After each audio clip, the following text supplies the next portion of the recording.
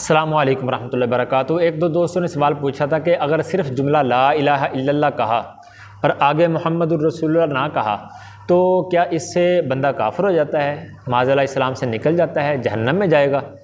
तो प्यारे भाई ऐसा मामला नहीं है। वैसे आजकल वाकई पूछते हैं और पहले ये है वैसे पहले गई, लेकिन चूँकि आजकल पूछते हैं तो इसलिए मैंने कहा चलो आपको बता दूं कि ये ऐसा मामला नहीं है।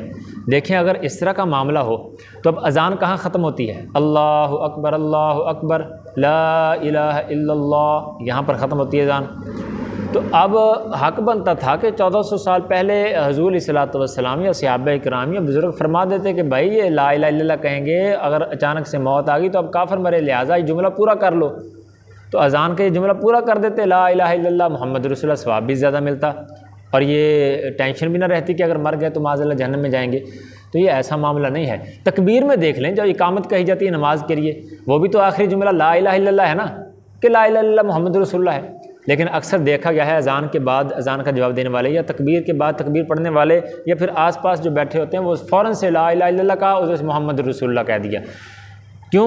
इसलिए कि अगर जी मौत आ गई तो फिर ये काफिर मरेंगे। तो ऐसा मामला नहीं है। अगर ऐसा मामला होता फिर तकबीर में या अज़ान में, और कुरान पाक में भी देखें ला इलाहा इल्लल्लाह अलहदा जगह मज़कूर है, मोहम्मद रसूलुल्लाह अलहदा जगह मज़कूर है, अलग-अलग सिपारों के अंदर, इकट्ठा कलमा नहीं है कुरान पाक के अंदर। ला इलाहा इल्लल्लाह अलहदा है, मोहम्मद रसूलुल्लाह ये अलहदा लिखा है, तो वहाँ भी इकट्ठा लिखते हैं ना कि अगर ये सिर्फ ला इलाहा इल्लल्लाह पढ़ा मौत आ गई तो काफिर मरेगा। तो ऐसा मामला नहीं है। और हदीस पाक में भी हुज़ूर अलैहिस्सलातु वस्सलाम फरमा सकते थे ना कि जिसका आखिरी कलमा ला इलाहा इल्लल्लाह मुहम्मदुर रसूलुल्लाह हुआ वो जन्नत में जाएगा, जिसका ला इलाहा इल्लल्लाह हुआ वो नहीं जाएगा। ऐसा मामला नहीं है। वहाँ मोहम्मद रसूलुल्लाह है ही नहीं, वहाँ सिर्फ ला इलाहा इल्लल्लाह है कि जो बंदा आखिरी वक्त में ला इलाहा इल्लल्लाह पढ़ता है वो जन्नत में जाएगा।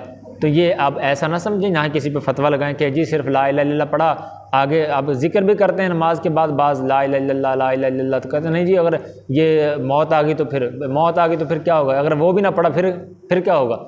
तो ये ऐसा मामला नहीं है कि ला इलाहा इल्लल्लाह पढ़ा आगे मोहम्मद रसूलुल्लाह ना पढ़ा तो वो जन्नत में जाएगा। ऐसा बिल्कुल ये गलत फहमी है। ये इसको जहनों से निकाल दें। जिसका आखिरी कलाम ला इलाहा इल्लल्लाह हुआ वो जन्नत में जाएगा, ये हदीस पाक है। और अज़ान में भी तकबीर में भी पढ़ते हैं, कुरान पाक में भी अलग-अलग मज़कूर है। ऐसा मामला नहीं है। जज़ाकल्लाहु खैर। अस्सलामु अलैकुम।